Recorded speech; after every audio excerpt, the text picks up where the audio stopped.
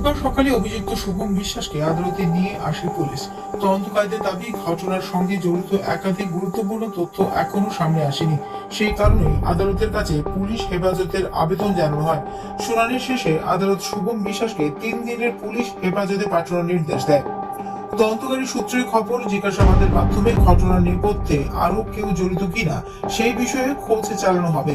পাশাপাশি পরিতোষ দাসের ভূমিকা নিয়েও তদন্ত শুরু হয়েছে। তদন্তকারীদের অনুমান, এই মামলায় আরো গুরুত্বপূর্ণ তথ্য সামনে আসতে পারে আগামী কয়েকদিনের মধ্যেই। আমাদের কাছে গতকালকে একটা কমপ্লেন আসে, রাজেশ ঘোষ নামে একটা কমপ্লেন করা। এই কমপ্লেনের ভিত্তিতে আমরা আমতলী থানায় একটা কেস রেজিস্টার করি।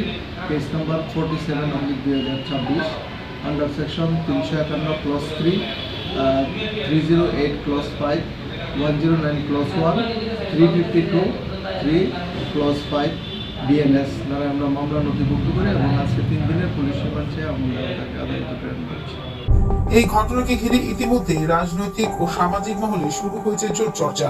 এখন তদন্তে আর কি কি তথ্য সামনে আসে সেদিকেই নজর সকলের। News update Tripura.